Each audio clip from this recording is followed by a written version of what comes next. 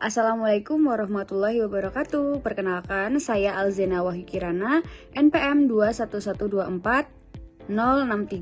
Di sini saya akan menjelaskan mengenai penggunaan POM-QM dalam UTS Manajemen Persediaan yang diapu oleh Pak Agus. Check it out. Oke, ini yang pertama, di mana ada soal PT MM Log merupakan distributor berbagai macam merek tepung terigu untuk area Bandung Raya. Tepung terigu merek segi 4 hijau kemasan 1 kg adalah produk yang paling besar permintaannya setiap bulan. Data berikut itu penjualan dari periode November 2024 dan Oktober dalam satuan karton. Kemudian di sini sudah saya breakdown ditambah dengan NI saya 63 dengan penjumlahan total sebagai berikut. Setelah itu kita pahami dari pertanyaan 2 ini. Yang pertama, lakukan peramalan untuk 12 bulan ke depan dengan menggunakan aplikasi POM-QM menggunakan metode terbaik.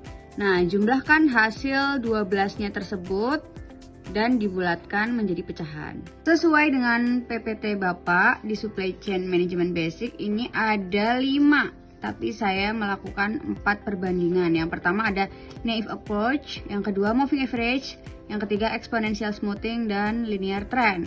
Karena kita butuh POM-QM, saya sudah mengerjakan terlebih dahulu. Ini tinggal dibuka forecasting karena masuknya forecasting.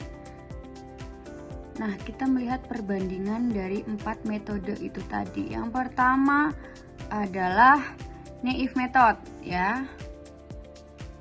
Naive method. Kita solve. Hasilnya sebagai berikut. Kita cari detail and errornya sebanyak 2462,024. Next, di moving average kita solve juga detail and error. Ini sama 2462,24, sama kayak yang tadi karena ini startnya dari November. Otomatis kita harus mengganti bagian period average-nya menjadi 2 agar teramal dari bulan Desember. Sebagai berikut. Sebanyak 79,08. Next, ada exponential smoothing. Ini dibiarkan saja karena sudah sesuai. Kita solve, kemudian cari detail and error sebanyak 2220,16. Dan yang terakhir adalah trend analysis. Ini sama, tinggal solve. Kita cek detail and errornya di 1430,14. Setelah kita bandingkan dari keempat metode, yang paling kecil yaitu trend analysis. Jadi ini yang paling optimal atau bisa kita gunakan sebagai metode paling baik untuk menjadikan model peramalan. Setelah kita pilih, ini kita cari 12 pertama untuk dijumlahkan. Saya sudah menjumlahkan pada Excel dengan jumlah sebagai berikut. Nah, ini merupakan jawaban dari nomor 2 di mana hasil ramalan 12 bulan ke depan itu dibulatkan sebanyak 195171. Terima kasih. Nomor 2 ini ada demand tepung terigu untuk 12 bulan ke depan, itu dapatnya dari yang tadi sudah kita cari 195171. Kemudian dia membeli lagi tepung terigu segi 4 hijau langsung dari pabriknya dengan harga satuannya 210 plus NI, jadi ditambah jadi 210.063. Kemudian ada holding cost-nya. Holding cost-nya itu 12.063. Kemudian dengan lead time-nya 7 hari, operasionalnya itu 355 hari, dan ordering cost-nya itu sebanyak 1.700.063 karena NI saya 63. Setelah itu kita ke POM-QM. Sudah saya buatkan. Ini tinggal masukkan saja masing-masing demand rate-nya, holding cost-nya, operasionalnya, dan yang terakhir real time. Ini daily demand rate sama safety stock-nya 0 karena memang tidak diketahui. Kita solve. Nah, ketemu untuk nomor 1 ini ada optimal ordernya di 7.416,99 dengan order per periodenya ini adalah 26 kali.